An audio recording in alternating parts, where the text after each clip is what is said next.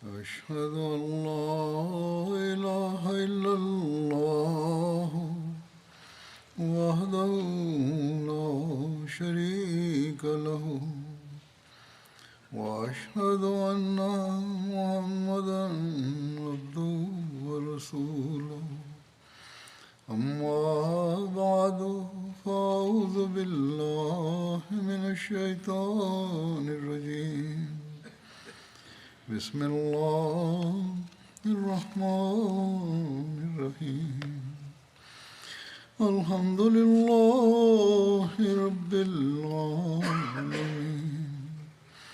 الرحمن الرحيم مالك يوم الدين إياك نعبد وإياك نستعين اهدنا الصراط المستقيم صراط الذين أنعمت عليهم غير المغضوب عليهم ولا الضالين. Hazreti Halifatul Mesih peti, da Allah bude njegov pomagač, je rekao da će da nastavi da govori o događajima koji su se desili poblizu poslije bitke na Bedru u historiji u vezi zeta poslanika sallallahu alejhi ve sellem Abul Asa i prihvatanje islama je zabilježeno na sljedeći način.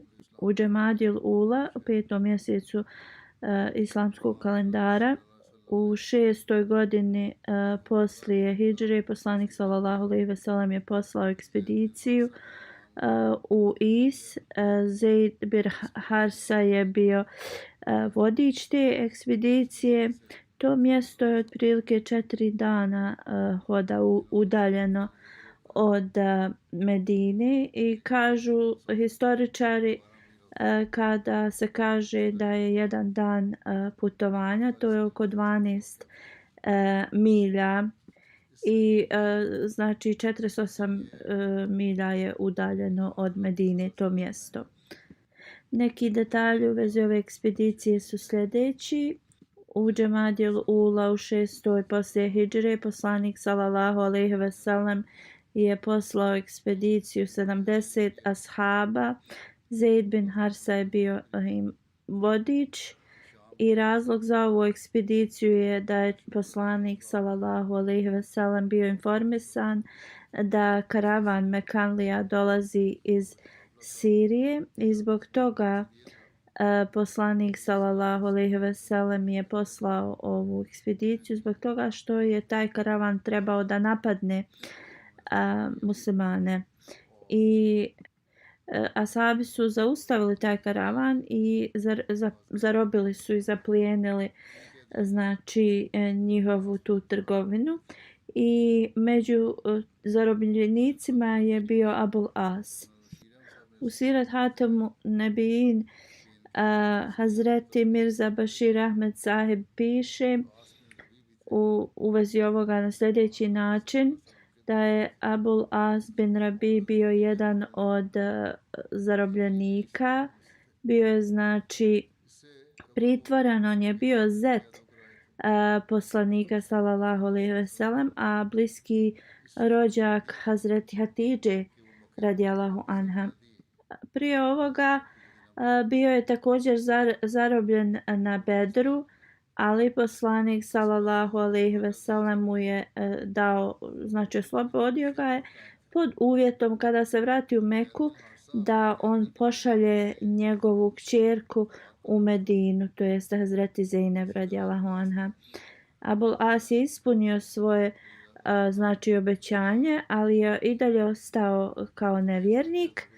Zeid bin Harsa je znači ga ponovo uhapsio, doveo ga je u Medinu, ali nekako je Abul As poslao poruku Hazreti Zeynep radijallahu anha da je znači on opet zarobljen i da je doveden u Medinu i pitao ju je ako je moguće da se pobrine i da oslobodi njega I kada je poslanik sallallahu alejhi ve sellem znači završavao sabah namaz, Hazreti Zeynep radijallahu anha je rekla iz svoje kuće glasno: ovi muslimani, ja sam dala Abul Asu zaštitu.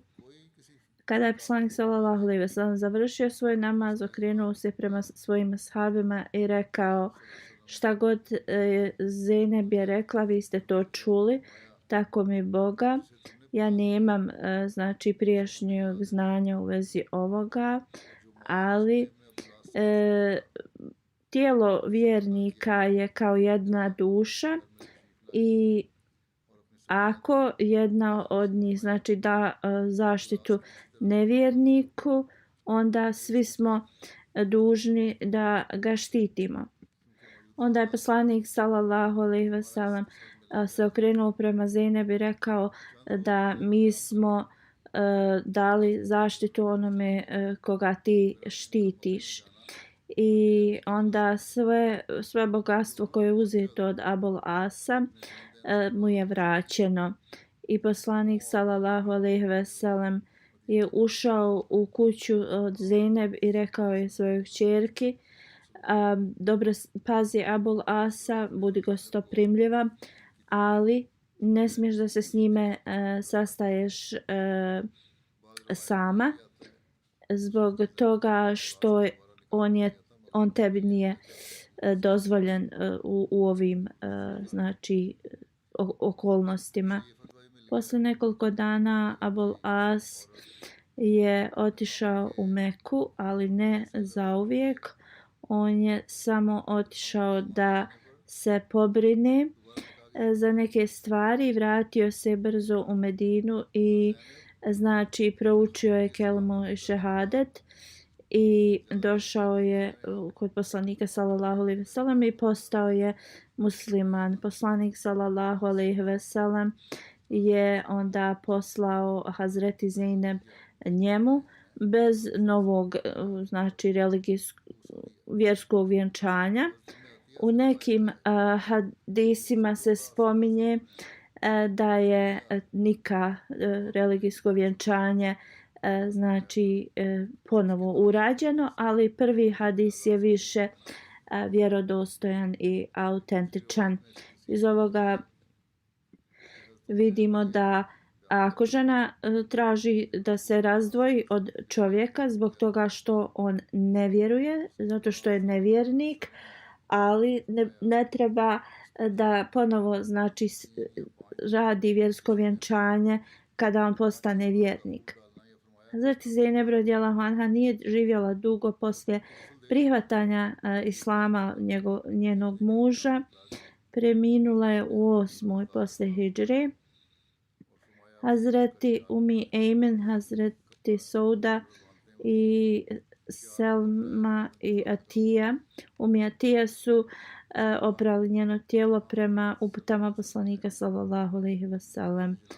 Hazreti Umi Atija prenosi da poslanik sallallahu alejhi ve sellem nam je naredio da operemo tijelo Hazreti Zeynep i da je poslanik sallallahu alejhi ve sellem rekao: počnite od desne strane i također operite dijelove tijela koji se peru u toku uzimanja abdesta.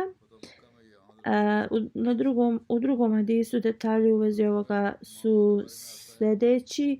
Hazreti Umi Atija prenosi da kada je Hazreti Zeynep radijallahu anha preminila, poslanik sallallahu alejhi ve sellem je rekao: operite njeno tijelo neparan broj, na primjer 3 ili 5 puta, i poslije da je namirišu poslije 5. znači pranja, i rekao je onda mene informišite kad završite. Ona dalje kaže: mi smo informisali poslanika sallallahu alejhi ve sellem i on je dao svoj neku ogrtač da koristimo. da je u to zamotamo. Poslije je poslanik sallallahu alejhi ve sellem klanjao joj dženazu ili predvodio dženazu i onda je se spustio u mezar i ukopao je svoju ćerku. Hazreti Zeynep radijallahu anha je znači iza sebe ostavila 2 djece, Ali i Umama. Prema jednom hadisu da Ali je preminuo dok je bio dijete. Prema drugom hadisu da je dostigao punoljetnost. Ibn Asakir je rekao da je on ubijen u toku bitke Jarmuk i da je kada su osvojili Meku jahao iza poslanika sallallahu alejhi ve sellem. A da je Umama, kćerka Hazreti Zeynep, poslije smrti Hazreti Fatime radijallahu anha, da je nju Hazreti Ali oženio. Hazreti Abul Asov, znači trgovina je bila u Meki i on nije mogao da ostane u Medinu i otišao je natrag u Meku sa dozvolom poslanika sallallahu alejhi ve sellem. I zbog toga što je boravio u Meki, on nije se mogao uključivati sa muslimanima na ekspedicije ili borbe. On je u 10. hidžretskoj učestvovao pod vođstvom Hazreti Alija i kada se vratili, rečeno je da ga je Hazreti Ali postavio guvernerom Jemena. I poslije smrti Hazreti Zeynep Abul As nije živio dugo i zapisano je da je preminuo u 12. hidžretskoj. Hazreti Mirza Bashir Ahmed Saheb je zapisao u vezi Abul Asa i kako je poslanik sallallahu alejhi ve sellem bio zadovoljan u vezi njega. On piše da je Abul As bio da li je sestrić ili bratić od Hazreti Hatidže radijallahu anha. Iako je bio mnogobožac, on se prelijepo odnosio prema njegovoj suprugi i uvijek bi znači ponašao se prelijepo. I poslanik sallallahu alejhi ve sellem bi često hvalio ga i govorio bi da je on uvijek se obhodio prema njegovoj kćerki dobro. Abul As znači je preminuo u eri Ebu Bekra radijallahu anhu, njegovog hilafeta 12. hidžretskoj, i njegova supruga je preminula Zeynep radijallahu anha u toku života poslanika sallallahu alejhi ve sellem. Znači onaj hadis koji sam naveo ranije u vezi Hazreti Alija da ga je postavio za guvernera je znači kao ti detalji su malo sumnjivi. Njegova kćerka Hazreti Umama, koja je bila vrlo draga poslaniku sallallahu alejhi ve sellem, je udala se za Alija radijallahu anhu poslije smrti Hazreti Fatime radijallahu anha, ali ona nije imala djece. Borba sa Fik se desila u Zulhidža 2. hidžretskoj.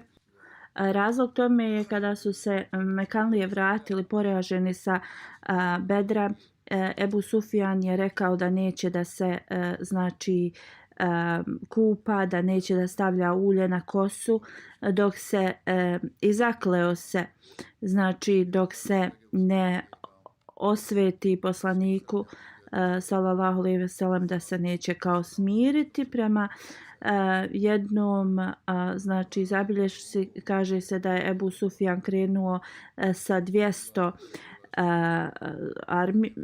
kao vojnika, ili prema drugom zabilježju se kaže da je otišao sa 40.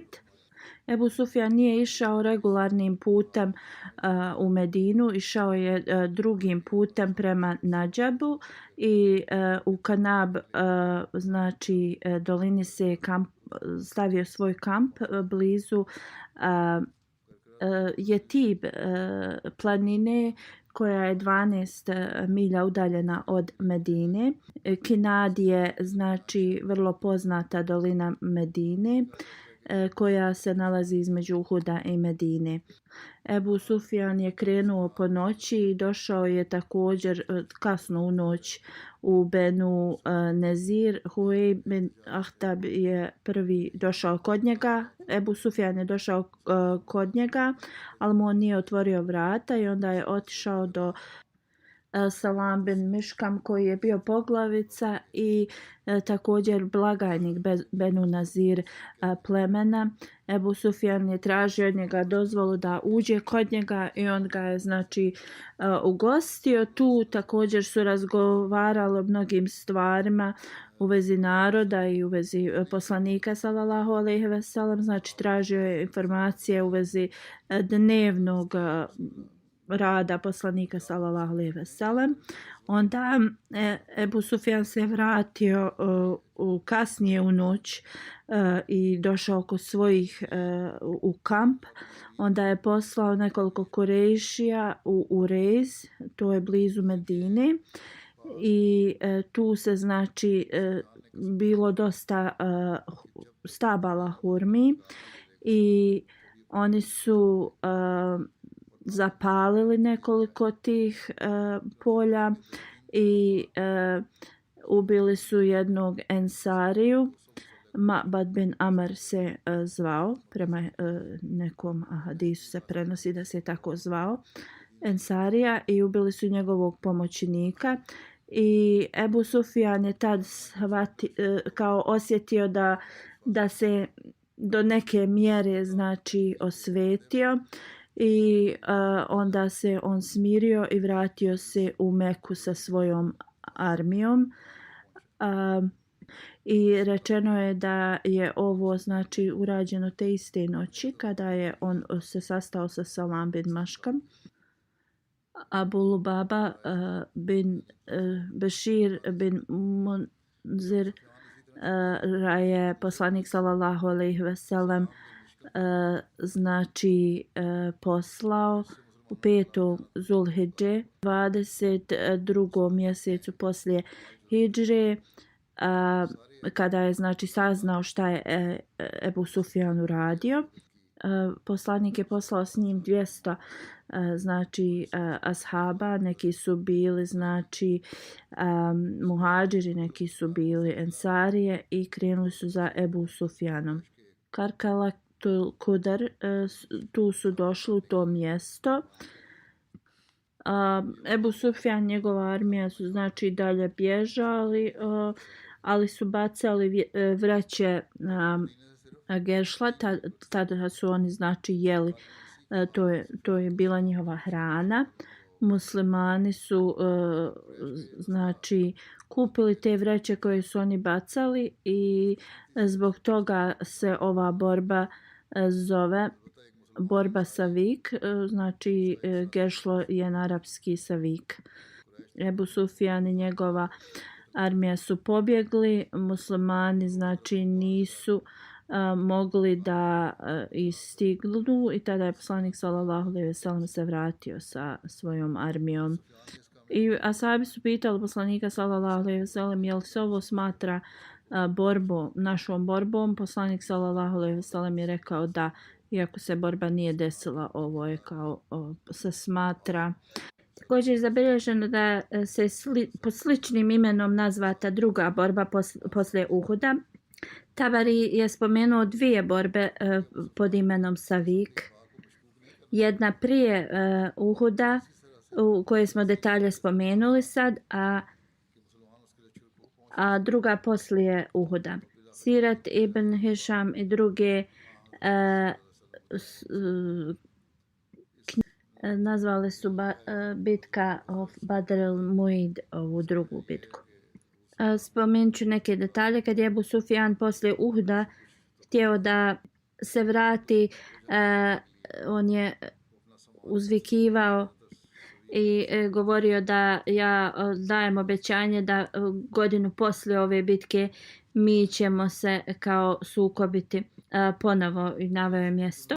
Kod Badru Sufra, to mjesto gdje su Arapi se skupljali i trgovali. I poslanik sallallahu alejhi ve sellem je naredio Hazreti Omeru radijallahu anhu, reci im da mi ako Bog da prihvaćamo taj izazov. I onda su znači se svi razišli.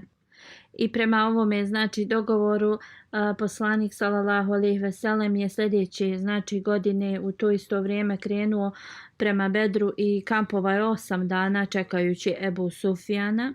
Ebu Sufjan je znači otišao izvan Mekke, Mudženna mjesto, nekoliko znači grad koji je izvan Mekke. I onda je našao izgovor u vezi suše i vratio se u Meku i nije imao znači hrabrosti da krene protiv poslanika sallallahu alejhi ve sellem. I ljudi su zvali ovu armiju armija Sevik zato što su znači pili neku vodu napravljenu sa geršlom. U vezi prvog Kurban Bajrama se kaže kada se vratio iz borbe sa Vik u drugoj poslije hidžre, poslanik sallallahu alejhi ve sellem je znači obilježio prvi Kurban Bajram. Znači to je bio prvi Kurban Bajram muslimana. 10. Zulhidža. Poslanik sallallahu alejhi ve sellem je otišao izvan Medine sa svojim ashabima i klanjao je Bajram namaz i također je tu zaklao kurban sa svojim blagoslovljenim rukama. Rečeno je kada se poslanik sallallahu alejhi ve sellem vratio u Medinu iz ekspedicije Benu Kanka, bio je znači Kurban Bajram i poslanik sallallahu alejhi ve sellem i svi ashabi koji su imali znači kurbane su ih zaklali u 10. Zulhidžeta i otišao je sa ashabima u mjesto Idga i tu je znači klanjao prvi Kurban Bajram namaz i ovo je bio znači prvi Kurban Bajram koji je poslanik sallallahu alejhi ve sellem predvodio znači taj namaz i da je tu zaklao jednu ili dvije koze svojim rukama.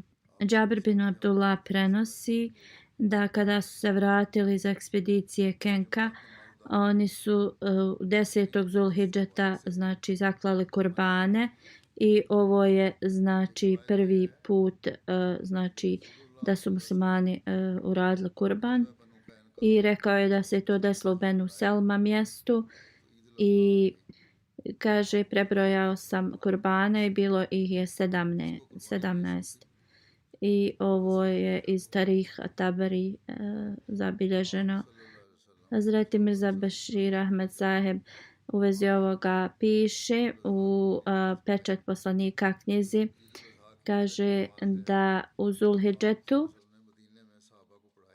Kurban Bajram se proslavio 10. Zulhidžeta i on kaže da tada su klanjali Bajram namaz i ko je god znači mogao prinio je kurban i podijelio je svojoj rodbini znači i ostavili su sebi svoj znači dio i također Hazreti Mirza Bashir Ahmed tu opisuje detaljno da ljudi znaju zaista kako se kurban i dijeli i kolje, znači na koji se način dijeli i on kaže znači na Kurban Bajram hiljadama, stotina kurbana se u muslimanskom svijetu znači kurban prenosi i ovim se prisjeća na žrtvovanje Hazreti Ibrahima alejhi salama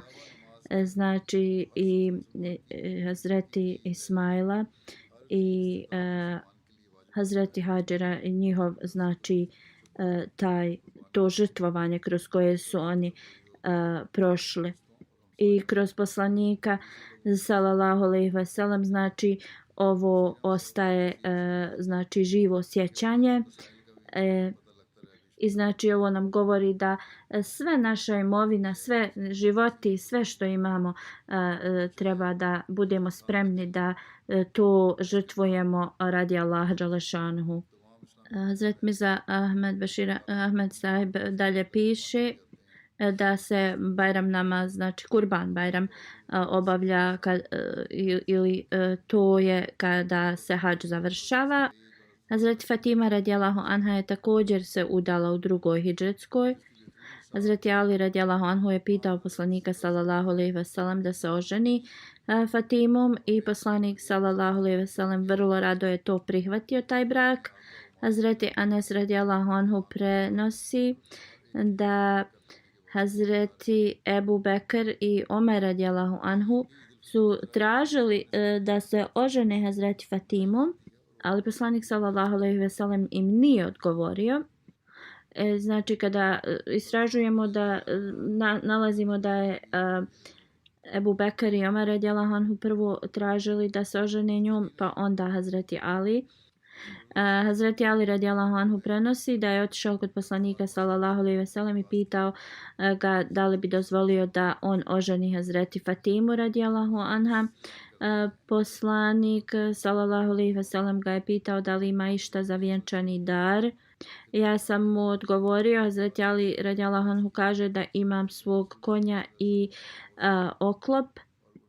Poslanik mu sallallahu alejhi ve sellem mu je rekao treba ti konj, ali prodaj taj oklop.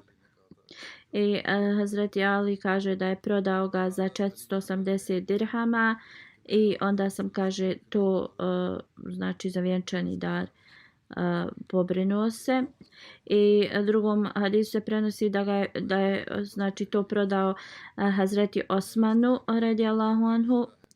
I tu se zabilježava da ne samo da je platio za taj znači Hazreti Aliov oklop, ali je i također vratio mu ga nazad. On kaže ja sam donio tu zaradu i stavio poslaniku sallallahu alejhi ve sellem u krilo. Onda je poslanik sallallahu alejhi ve sellem dao nešto Bilalu radijallahu anhu i on mu je rekao da kupi neki parfem i da donese mu ga. I onda je također naredio drugima da pripreme vjenčani dar za Hazreti Fatimu radijallahu anha. I znači krevet je kupljen i jastuk. Znači vjenčani dar također može da bude u ovakvom obliku. Neki ljudi kažu poslije braka da ne moraju dati taj vjenčani dar. Ali ovo nam pokazuje da vjenčanim darom, znači oni su isplatili ove troškove. Prema drugom hadisu prenosi se da je poslanik sallallahu alejhi ve sellem rekao u vezi znači ovog braka da Allah dželešanuhu mi je naredio da ovo uradim. Kada je znači poslanik sallallahu alejhi ve sellem dao svoju kćerku, rekao je Hazreti Aliju kada Fatima dođe kod tebe ništa joj ne govori dok ja ne dođem. I onda Umi Emin je došla sa Hazreti Fatimom i sjele su u jedan dio kuće. Hazreti Ali kaže ja sam sjedio na drugoj strani i onda je poslanik sallallahu alejhi ve sellem došao i rekao jel moj brat ovdje? Umi Emin je rekla tvoj brat, a ti si udao svoju kćerku za njega. Poslanik sallallahu alejhi ve sellem je rekao da brak se može desiti između rođaka. On nije moj biološki brat. Onda je poslanik sallallahu alejhi ve sellem ušao i tražio je od Fatime radijallahu anhu da mu donese vode. Hazret Fatima je donijela zdjelu vode koja se nalazila u kući. Poslanik sallallahu alejhi ve sellem je uzeo gutljaj vode i držao u svojim ustima. Onda je vratio unutar te zdjele Onda je poslanik sallallahu alejhi ve sellem pozvao Fatimu da priđe bliže i prsnuo je tom vodom po glavi i molio se rekavši: O Allahu moj, ja nju stavljam i njenu djecu po tvoju brigu i sačuvaj ih od prokletog šejtana. Onda je rekao: pogledaj na drugu stranu. Ona je to uradila i poslanik sallallahu alejhi ve sellem je poprskao malo te vode između njenih ramena. I onda je uradio isto i Hazreti Aliju. I onda je rekao: idi svojoj porodici u Allahovo ime i uz Allahove blagoslove. Na drugom mjestu kaže Hazreti Ali prenosi da je poslanik sallallahu alejhi ve sellem u toj zdjeli uzeo abdest i onda je tu vodu poprskao po Hazreti Aliju i Fatimi radijallahu anha. I molio se: Allah moj, blagoslovi oba dvoje njih i njihov brak. Hazreti Ajša i Hazreti Umi Salma prenose da je poslanik sallallahu alejhi ve sellem im naredio da spreme Hazreti Fatimu radijallahu anha i odvedu Hazreti Aliju. I onda kažu da su pripremile prvo kuću i onda napravile jastuke. Onda su odnijeli također i hurme, grožđice, slatku vodu. I onda su stavili kao neki drveni stolić da mogu oni svoju odjeću tu da odlože i da mogu oni da također vješaju kao kožu s vodom na to.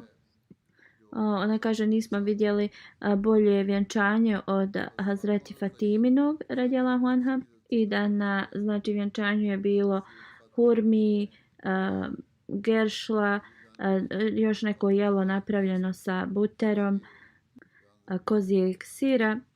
Hazreti Asma binti Umejs kaže da u to vrijeme njihova svadba je bila najbolja.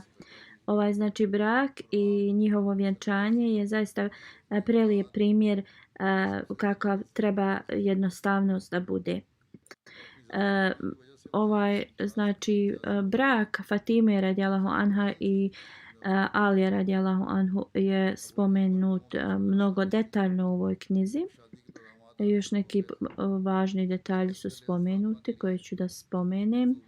Rečeno je da je Hazreti Fatima radijallahu anha bila najmlađe dijete poslanika sallallahu alejhi ve sellem. Poslanik sallallahu alejhi ve sellem je mnogo, ona je njemu bila najdraža, Fatima radijallahu anha, i ona zaista je imala mnoge kvalitete dobre. Kad je ona imala 15 godina, razni prijedlozi za brak su dolazili. Bio je prvi Ebu Bekr radijallahu anhu, pa onda Omer radijallahu anhu. I kada su oni shvatili da je poslanik sallallahu alejhi ve sellem čekao na Alija, onda su oni njega podstakli da treba da traži Fatimu radijallahu anha da se oženi s njom. I onda iako je Hazreti Ali izgleda želio to, ali je bio stidljiv, ali je poslije predložio brak. A poslanik sallallahu alejhi ve sellem je već dobio od Allaha dželešanhu objavu da brak između Alija radijallahu anhu i Fatime radijallahu anhu treba da se desi. I onda kada je Hazreti Ali rekao ili tražio Hazreti Fatimu da se uda za njega, poslanik sallallahu alejhi ve sellem je rekao da mu je od Allaha već pokazano u vezi ovoga. I onda je poslanik pitao Hazreti Fatimu radijallahu anha da li želi da se uda za Alija radijallahu anhu. Ona je samo bila, nije ništa odgovarala zbog toga što je zaista i ona bila stidna, ali je ovo pokazalo da je ona prihvatila tom svojom šutnjom. I onda poslanik sallallahu alejhi ve sellem je pozvao ensarije i muhadžire i objavio znači brak između Hazreti Fatime radijallahu anha i Alija i ovo se desilo ili na početku ili sredinom druge hidžretske. I ovo je dova koju znači roditelji novih bračnih parova bi trebali da uče. Sada trenutno mnogi problemi između mladenaca se dešavaju i to se i povećava, ali to je zbog toga što su sve više i više privrženi materijalizmu i oni ne obraćaju pažnju na njihovu vjeru i naređenja Allaha dželle šanuhu. Da oni daju prednost znači vjeri i da se mole na ovakav način i da roditelji ispune svoje dužnosti na ovaj način, onda brakovi bi ostali zajedno. I prijevod dove je Allahu moj, blagoslovi znači njihovu vezu jedno prema drugom i također blagoslovi sve veze koje će oni da stvore sa drugima i blagoslovi njihovo potomstvo. Hazreti Mirza Bashir Ahmed Sahib dalje piše da posle ovoga poslanik sallallahu alejhi ve sellem je njih ostavio i vratio se. Posle nekog vremena kada je poslanik posjetio Hazreti Fatimu radijallahu anhu, ona je rekla, Harsa bin Numan, on je ensarija bio, da ima nekoliko kuća i pitala je poslanika sallallahu alejhi ve sellem ako bi mogao da pita da im da jednu kuću da bi oni mogli živjeti bliže poslaniku sallallahu alejhi ve sellem. Poslanik sallallahu alejhi ve sellem je rekao, on je toliko svojih kuća ispraznio radi nas, ja se kao stid ga je bilo da ga pita ponovo. Kad je ensarija saznao Harisa da je poslanik sallallahu alejhi ve sellem želio ovo, on je požurio poslaniku sallallahu alejhi ve sellem i rekao, o Allahov poslaniče, sve što ja posjedujem pripada tebi. Tako mi Boga, šta god ti uzmeš od mene ili prihvatiš od mene, to je znači najviša sreća meni. I on je insistirao i ispraznio jednu svoju kuću i dao je poslaniku sallallahu alejhi ve sellem i posle toga Hazreti Ali i Fatima radijallahu anha su se preselili u tu kuću. Iako nisu imali mnogo, Hazreti Ali i Hazreti Fatima radijallahu anha su uvijek pokazivali zadovoljstvo i prenosi se da je Hazreti Ali radijallahu anhu rekao kada je Hazreti Fatima se požalila da je boli ruke od mlina. Neki zarobljenici su znači bili dovedeni poslaniku sallallahu alejhi ve sellem i ona je otišla kod poslanika sallallahu alejhi ve sellem i sastala se kod Hazreti Ajše radijallahu anha i rekla joj zbog čega je ona došla. Poslanik sallallahu alejhi ve sellem kada se vratio, Hazreti Ajša mu je rekla da je Hazreti Fatima radijallahu anha posjetila i zbog kojeg razloga. Hazreti Fatima radijallahu anha kaže kada poslanik sallallahu alejhi ve sellem je došao, mi smo već bili u krevetu i mi smo željeli da ustanemo, ali poslanik sallallahu alejhi ve sellem je rekao da ne ustajemo i onda je sjeo između nas i kaže osjetila sam njegove hladne noge blizu mojih prsa. Poslanik sallallahu alejhi ve sellem je rekao da li bi ja trebao, zar ne bi ja tebi trebao reći nešto što je bolje od onoga što si ti tražila. Kad vas oba dvoje ležite u krevetu, učite Allahu Ekber, Allah je najveći 34 puta, Subhanallah, hvaljen je Allah 33 puta i Alhamdulillah, sva hvala pripada Allahu 33 puta. Ovo je za oba dvoje vas bolje nego da vam dam radnika. Ovo je Sahih Muslima hadis. Hazreti Muslim Maud radijallahu anhu dok je spominjao u vezi života poslanika sallallahu alejhi ve sellem, spomenuo je ovo i rekao da je iz Buharija i također navodi kako se Hazreti Fatima radijallahu anha žalila poslaniku sallallahu alejhi ve sellem i tražila je radnika. Da je želio, poslanik bi mogao, znači, da to ispuni njoj, jer je poslanik sallallahu alejhi ve sellem sve što je u posjedu bilo njegovom dijelio to svojim ashabima, ali poslanik sallallahu alejhi ve sellem je bio pažljiv i nije želio da, znači, daje mnogo svojim koji su mu bili blizu i njegovoj rodbini, jer u budućnosti neki bi mogli, znači, da dođu u taj zaključak da ako je ovo poslanik sallallahu alejhi ve sellem, znači, radio, da onda i oni to kao mogu da rade i zadržavaju tog naroda bogatstvo za sebe sam. Nažalost, muslimanski vladari ovo smatraju da je u redu na današnjici. I znači, poslanik sallallahu alejhi ve sellem nije dao to Hazreti Fatimi kao znak pažnje u vezi ovoga. Ali, znači, Allah dželešanuhu je dozvolio poslaniku sallallahu alejhi ve sellem dio to je bogatstva za sebe, za njega, za njegovu porodicu i rodbinu.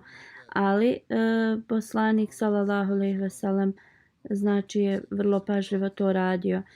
Muslim Maud radijallahu anhu je rekao da poslanik sallallahu alejhi ve sellem u vezi ovoga bio vrlo pažljiv i ako, na primjer, samo od svoga dijela on bi to dijelio svojoj rodbini i porodici.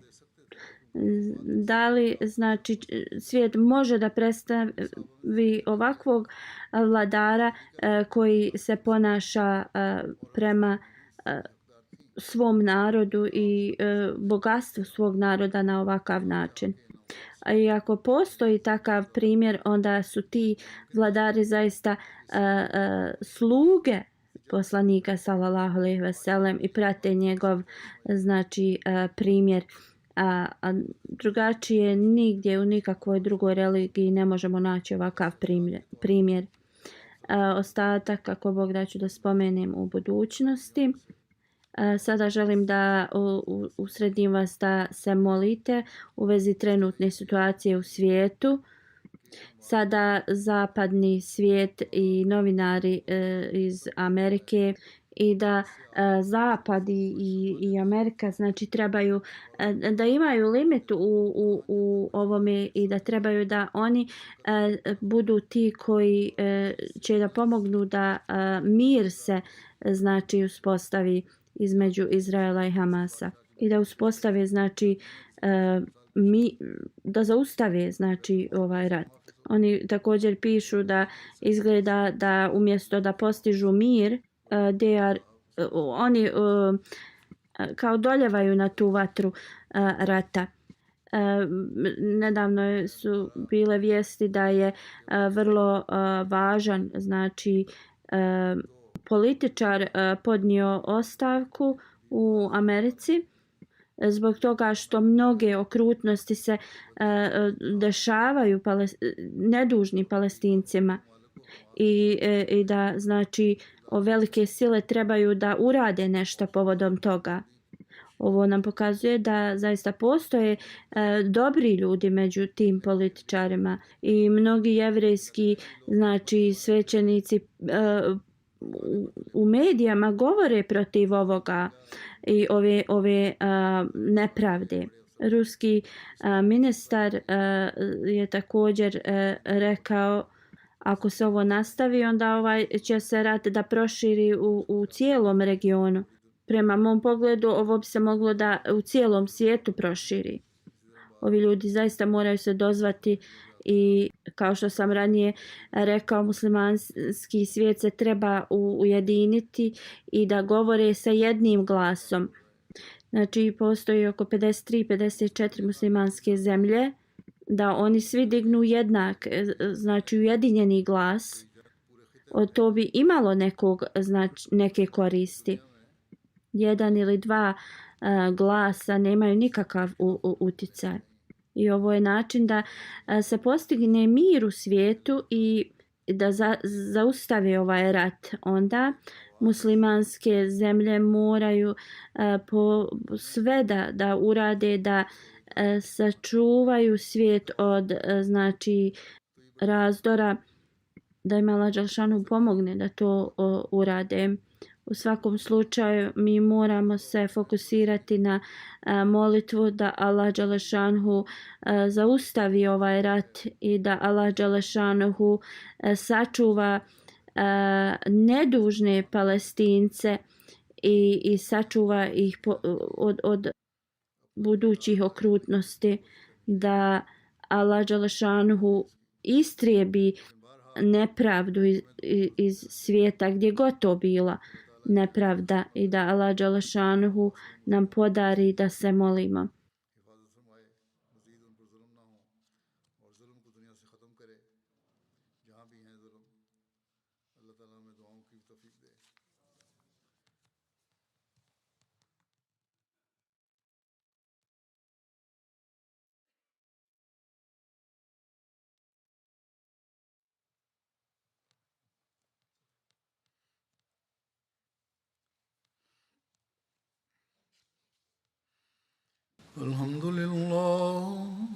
الحمد لله نحمده ونستعينه ونستغفره ونؤمن به ونتوكل عليه ونعوذ بالله من شرور أنفسنا ومن سيئات أعمالنا من يهده الله فلا مضل له ومن يضلل فلا هادي له ونشهد أن لا إله إلا الله ونشهد أن محمدا عبده ورسوله عباد الله رحمكم الله إن الله يأمر بالعدل والإحسان وإيتاء ذي القربى